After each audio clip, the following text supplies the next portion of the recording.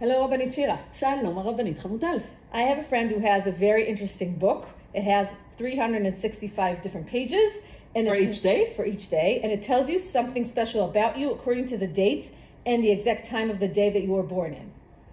So but if it's a book that they print out and they publish so everyone can read it, so how come it's different from each person? So it means that you and everyone else who were born on the same date has things in common. Wow. And it's these kind of things that you can't really argue with. It tells you, oh, you have wonderful intuition. And then you're like, yes, I do. I have wonderful intuition. Or it tells you, you like your music to, I don't know, to be part of your mood. These kind of things that you can't really say. Very general. Yes. Very positive. But for some reason, it makes you feel really good about yourself. And, sounds great. Yeah, and when I saw her and she told me what date were you born in, whatever, I'm like, oh, this is so cool. And then I'm like, is it really allowed to think about dates and stuff that were... To start analyzing exactly what is the date of the hour of the day that I was born, what does it mean to my life or to my personality? Everything is very mystical in this book, and she loves it. And then I was like thinking about it. And this week when we're learning the 7th chapter of Sanhedrin, we're speaking about different averot that cause people to get stoned, skila. And one of them is actually the idea of witchcrafting and all these para-natural things, right? Okay, so we're all regular to think about all this witchcrafting as muggles. Right. We tend to think about it as a good thing, as a Harry Potter kind of a world. Yes. But the Gemara here comes and tells us this is all part of witchcrafting that is part of Avodah Zarah.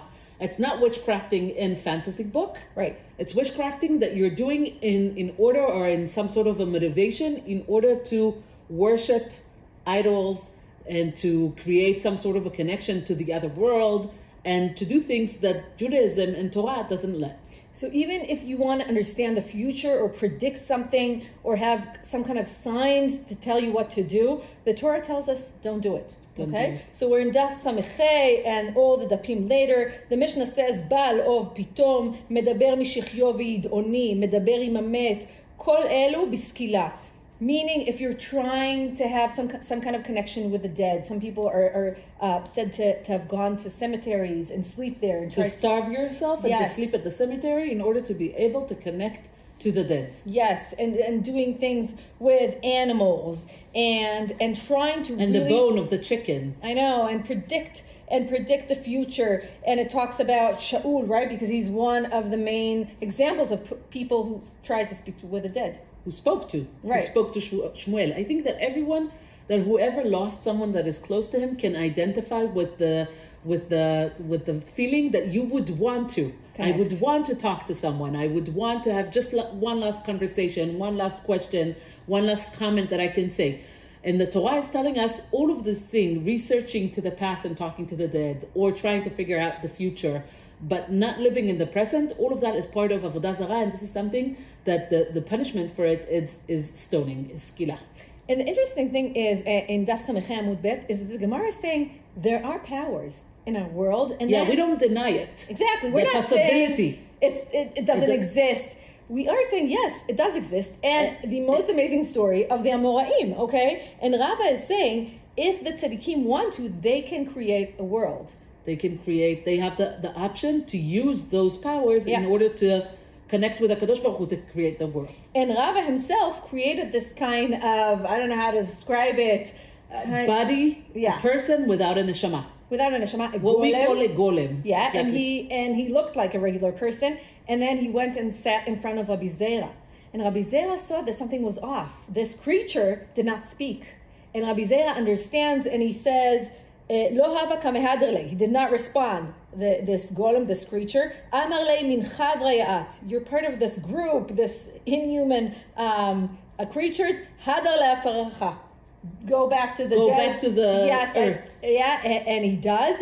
And there's a different story about Rav Chanina and Rav Oshia that every Friday afternoon they would learn Sefer Yetzirah, which is Zohar, Kabbalah, and they created a calf to eat.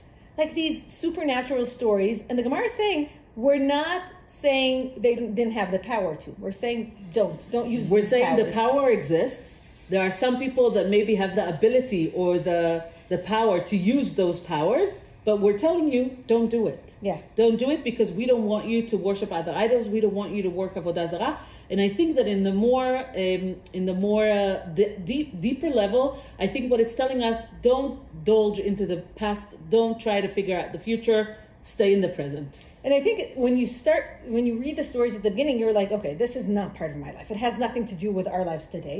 But it sounds like very out there. Yeah, very Harry Potter kind of thing. But then when you go forward and you see these kind of signs that that Chachamim are talking about, is about getting up in the morning and saying, okay, if I get a green light, it's a good sign.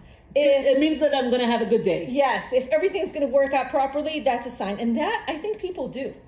I think it's very natural to look around you, to look at your environment, and to look for signs that everything is going to be good, especially in times where everything is so hard and metultal, everything is so imbalanced. Yeah. So to look around you and to say, I'm going to have a good day, everything is going to be okay, to have some sort of anchor to say everything is going to be fine, I think that's something very natural to do. And that's why the Gemara is warning us about those things. And also it goes down to halacha, of course, in the Rambam in Hilchot Avodah Zarah, in the 6th chapter, Haoseh ov o idoni birtzono bezadon. So the criteria is that you're doing it because you want to. On purpose. And you're doing it on purpose. It's not something that just happens. Harry Potter is just angry and he's blowing up his aunt just because it happens because he's angry. Right. No, something that you're doing on purpose. Intentionally. Right. Exactly, intentionally. Chayav karet. ואם היו שם עדים והתראה, נסכל. So if he had witnesses and they're warning him, so he's getting the punishment from the Beit Din of stoning. If it's shogeg, so you just have to bring a korban. And then the Rambam throughout the perek and the chapter after it is just going around and asking, how do you ma'ale ba'ov? What does it mean to do as the onim? And he's talking about the different minhagim or the different things that they used to do and warning us about it.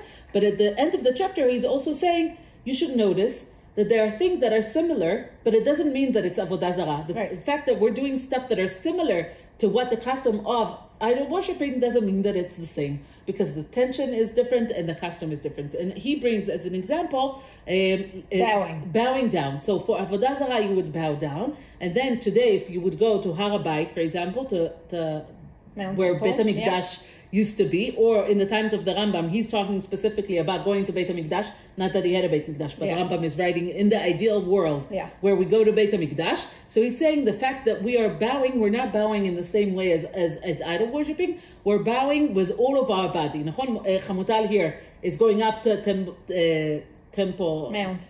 Har HaBayit, and in Temple Mount, what you do is you lie down completely with all of your body, and like you're spreading out your arms and your legs, and you're lying down, and it's not similar to avodah zarah. So the Rambam is bothering to say, notice there's a difference. That there's a difference, and even though it might look to you a bit similar, it's not the same.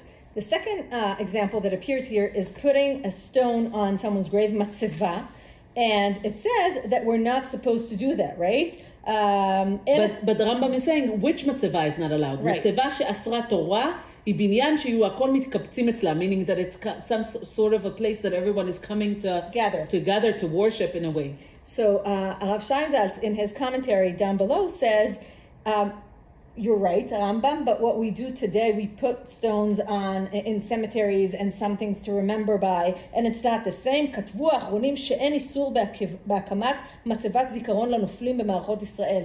If we have, chas v'chalila, and we have, unfortunately, soldiers who died, we're allowed to put matzeva for them, and it's not part of the prohibition. And he quotes Mishpatei Uziel, Rav Uziel, who was a chief rabbi, and he says there's no problem with it. Mm-hmm. So some things that look like they're forbidden, they're not, and it's all about the intention and that way that you're doing it and the details. So we understand people wanting connection with the dead, and it has to be done properly. We don't want any connection with the dead, but we can appreciate them. We can come and... We can have memories. Exactly. We I light a candle. Yeah. The way that I do it, I light a neshama candle. Yeah, we can bow in a certain way, but we have to be very careful not to get into this mystical world of saying our connection in Hashem, chas v'chalila, is not enough, that we have to find different ways, mystical ways to connect. Wow. So בעזרת השם, may we have lots of בשורות טובות. אמן. ישועות ונחמות. שבוע טוב. שבוע טוב.